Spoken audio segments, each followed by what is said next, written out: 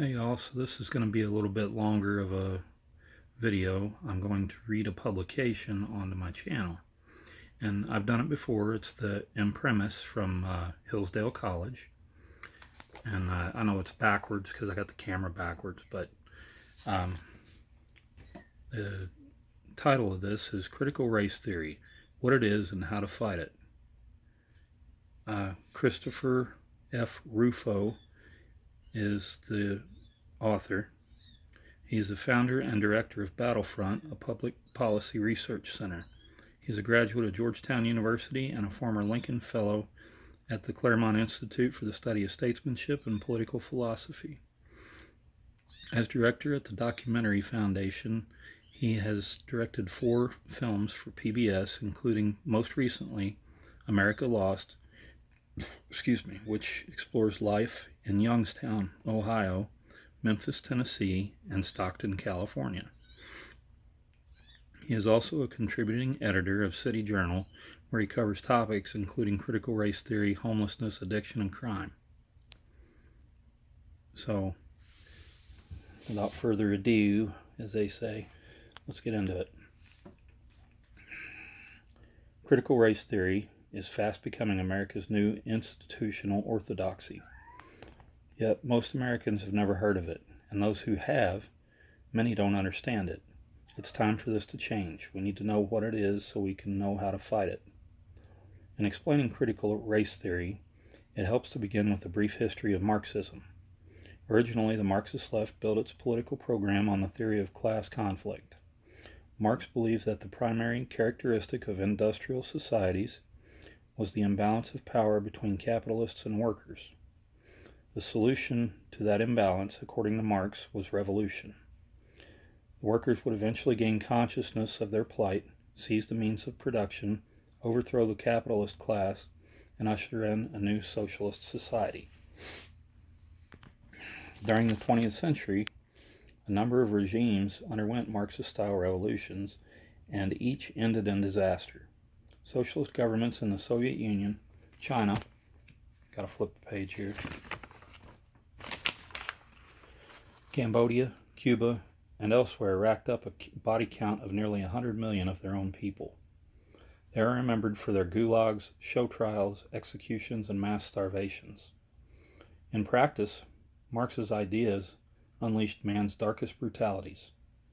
By the mid-1960s, Marxist intellectuals in the West had begun to acknowledge these failures.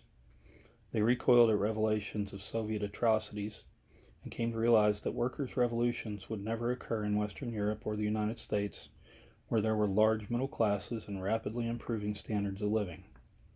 Americans in particular had never developed a sense of class consciousness or class division. Most Americans believed in the American dream, the idea that they could transcend their origins through education, hard work, and good citizenship.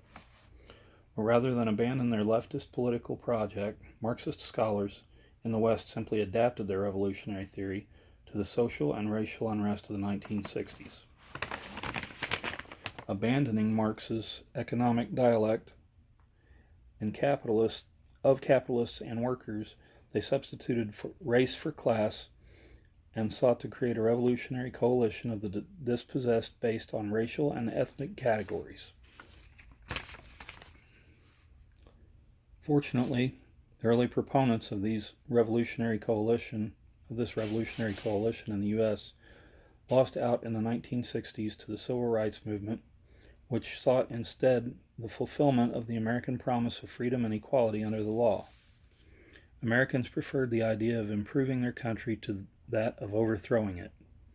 The vision of Martin Luther King Jr., President Johnson's pursuit of the Great Society, and the restoration of law and order promised by President Nixon in his 1968 campaign defined the post-1960s American political consensus. But the radical left has proved resilient and enduring, which is where critical race theory comes in. What it is. Critical race theory is an academic discipline formulated in the 1990s, built on the intellectual framework of identity-based Marxism. Relegated for many years to universities and obscure academic journals, Over the past decade, it has increasingly become the default ideology in our public institutions. It has injected into government agencies, public school systems, teacher training programs, and corporate human resources departments in the form of diversity training programs, human resources modules, public policy frameworks, and school curricula. These are a series of euphemisms deployed by its supporters to describe critical race theory, including equity, social justice, diversity and inclusion, and culturally responsive teaching. Critical race theorists, masters of language construction, realized that neo-Marxism would be a hard sell. Equity, on the other hand, sounds non-threatening and is easily confused with the American principle of equality. But the distinction is vast and important. Indeed, equality, the principle proclaimed in the Declaration of Independence, defended in the Civil War, and codified into law with the 14th and 15th Amendments, the Civil Rights Act of 1964 and the Voting Rights Act of 1965, is explicitly rejected by critical race theorists. To them, equality represents mere non-discrimination and provides camouflage for white supremacy, patriarchy, and oppression. In contrast to equality, equity, as defined and promoted by critical race theorists, is little more than reformulated Marxism. In the name of equity, UCLA law professor and critical race theorist Cheryl Harris has proposed suspending private property rights, seizing land and wealth, and redistributing them along racial lines. Critical race guru Ibram X. Kendi, who directs the Center for Anti-Racist Research at Boston University, has proposed the creation of a federal Department of Anti-Racism. This department would be independent of, i.e., unaccountable to, the elected branches of government, and would have the power to nullify, veto, or abolish any law at any level of government and curtail the speech of political leaders and others who are deemed insufficiently anti-racist. One practical result of the creation of such a department would be the overthrow of capitalism, since according to Kendi, in order to truly be anti-racist, you also have to truly be anti-capitalist. In other words, identity is the means and Marxism is the end. An equity-based form of government would mean the end not only of private property, but also of individual rights, equality under the law, federalism, and freedom of speech. These would be replaced by race-based redistribution of wealth, group-based rights, active discrimination, and omnipotent bureaucratic authority. Historically, the accusation of anti-Americanism has been overused, but in this case it's not a matter of interpretation. Critical race theory prescribes a revolutionary program that would overturn the principles of the Declaration and destroy the remaining structure of the Constitution. How it works. What does critical race theory look like in practice? Last year, I authored a series of reports focused on critical race theory in the federal government. The FBI was holding workshops on intersectionality theory. The Department of Homeland Security was telling white employees they were committing micro-inequities and had been socialized into oppressor roles.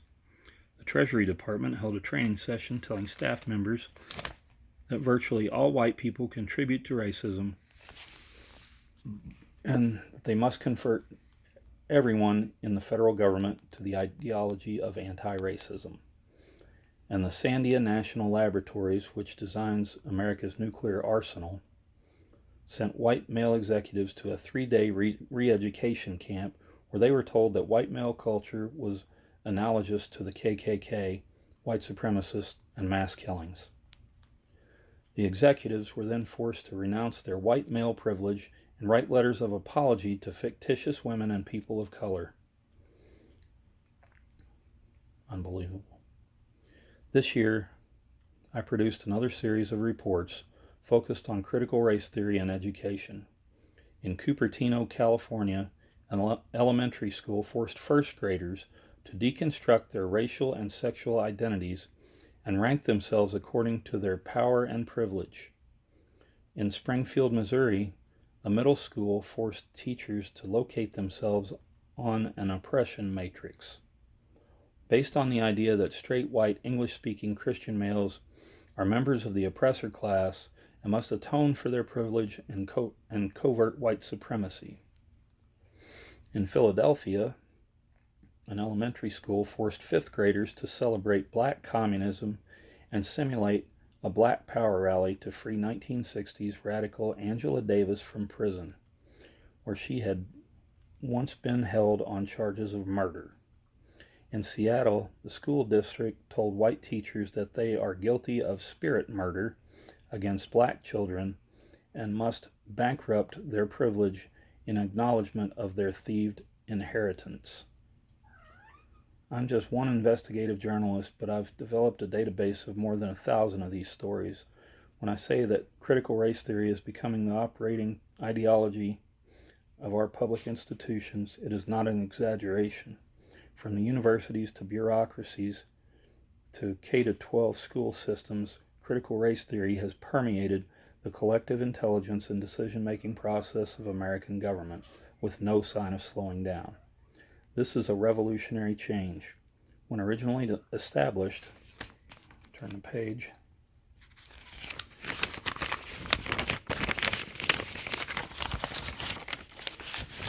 these government institutions were presented as neutral, technocratic, and oriented towards broadly held perceptions of the public good. Today, under the increasing sway of critical race theory and related ideologies, they are being turned against the American people. This isn't limited to the permanent bureaucracy in Washington, D.C., but is true as well of institutions in the states, even in red states, and it is spreading to county public health departments, small Midwestern school districts, and more. This ideology will not stop until it has devoured all of our institutions. Futile resistance. Thus far, attempts to halt the encroachment of critical race theory have been ineffective. There are a number of reasons for this. First, too many Americans have developed an acute fear of speaking up about social and political issues, especially those involving race. According to a recent Gallup poll, 77% of conservatives are afraid to share their political beliefs publicly. Worried about getting mobbed on social media, fired from their jobs, or worse, they remain quiet, largely ceding the public debate to those pushing these anti-American ideologies. Consequently, the institutions themselves have become monocultures, dogmatic, suspicious, and hostile to a diversity of opinion. Conservatives in both the federal government and public school systems have told me that their equity and inclusion departments serve as political offices, searching for and stamping out any dissent from the official orthodoxy. Second, critical race theorists have constructed their argument like a mousetrap. Disagreement with their program becomes irrefutable evidence of a dissenter's white fragility, unconscious bias, or internalized white supremacy. I've seen this projection of false consciousness on their opponents play out dozens of times in my reporting. Diversity trainers will make an outrageous claim such as all whites are intrinsically oppressors, or white teachers are guilty of spirit murdering black children, and then when confronted with disagreement, they adopt a patronizing tone and explain that participants who feel defensiveness or anger are reacting out of guilt and shame. Dissenters are instructed to remain silent, lean into the discomfort, and accept their complicity in white supremacy.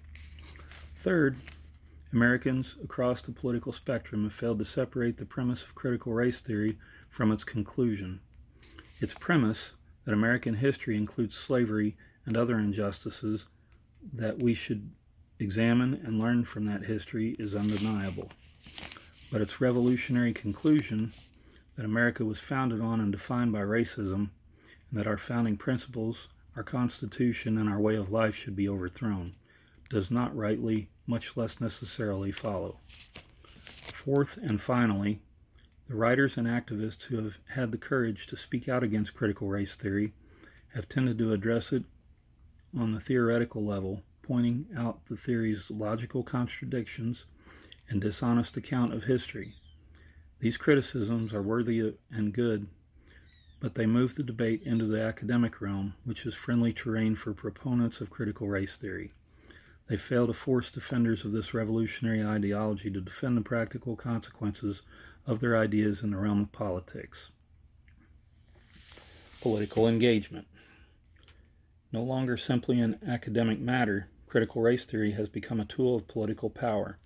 To borrow a phrase from the Marxist theoretician Antonio Gramsci, or Gramsci, I don't know how to spell it or say it, can't speak today. It is fast achieving cultural hegemony in America's public institutions. I have no idea if I said that word right or not. More and more, it is driving the vast machinery of the state and society. If we want to succeed in opposing it, we must address it politically at every level. Critical race theorists must be confronted with and forced to speak to the facts. Do they support public schools separating first graders into groups of oppressors and oppressed?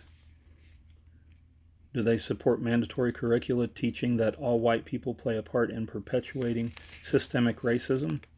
Do they support public schools instructing white parents to become white traitors and advocate for white abolition? Do they want those who work in government to be required to undergo this kind of re-education? How about managers and workers in corporate America? How about the men and women in our military? How about every one of us? There are three parts to a successful strategy to defeat the forces of critical race theory: governmental action, grassroots mobilization, and an appeal to principle. We already see examples of governmental action. Last year, one of my reports led President Trump to issue an executive order banning critical race theory-based training programs in the federal government. President Biden, which it kills me to even use those two words in the same sentence, so Pedo Biden, rescinded this order on his first day in office, but it provides a model for governors and municipal leaders to follow. This year, several state legislatures have introduced bills to achieve the same goal, preventing public institutions from conducting programs that stereotype, scapegoat, or demean people on the basis of race. And I have organized a coalition of attorneys to file lawsuits against schools and government agencies that impose critical race theory-based programs on grounds of the First Amendment, which protects citizens from compelled speech, the 14th Amendment, which provides equal protection under the law, and the Civil Rights Act of 1964, which prohibits public institutions from discriminating on the basis of race. On the grassroots level, a multiracial and bipartisan coalition is emerging to do battle against critical race theory. Parents are mobilizing against racially divisive curricula in public schools, and employees are increasingly speaking out against Orwellian re-education in the workplace. When they see what is happening, Americans are naturally outraged that critical race theory promotes three ideas. Crap. Give me a second. I'll read that last. That was my cane. I'll read that last sentence again. Americans are naturally outraged that critical race theory promotes three ideas: race essentialism, collective guilt, and neo-segregation, which violate the basic principles of equality and justice. Anecdotally, many Chinese Americans have told me that having survived the Cultural Revolution in their former country, they refuse to let the same thing happen here. In terms of principles, we need to employ our own moral language rather than allow ourselves to be confined by the categories of critical race theory. For example, we often find ourselves debating diversity. Diversity, as most of us understand it, is generally good, all things being equal, but it is of secondary value. We should be talking about and aiming at excellence, a common standard that challenges people of all backgrounds to achieve their potential. On the case of desirable ends, excellence beats diversity every time. Similarly, in addition to pointing out the dishonesty of the historical narrative on which critical race theory is predicated, we must promote the true story of America, a story that is honest about injustices in American history, but that places them in the context of our nation's high ideals and the progress we have made towards realizing them. Genuine American history is rich with stories of achievements and sacrifices that will move the hearts of Americans, in stark contrast to the grim and pessimistic narrative pressed by critical race theorists.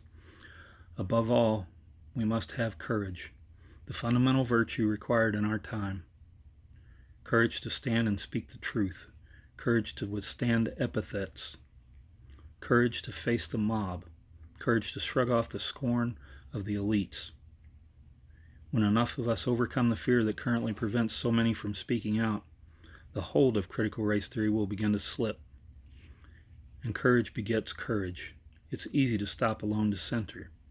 It's much harder to stop 10, 20, 100, 1,000, 1,000,000 or more who stand up together for the principles of America. Truth and justice are on our side. If we can muster the courage, we will win. I'm sorry that took so long, but that is an excellent article that defines the problems in America today. And we do have to stand up. We have to speak out. I'm doing all I can. I would like to see each and every one of you to do the same. Go to rallies. Speak your mind. Don't be afraid to speak out against something in public. Like wearing a face diaper everywhere you go. Don't do it. We all know that it does nothing, but it's a feel-good thing. I don't wear one. Yeah, I had to wear it at work to keep my job, but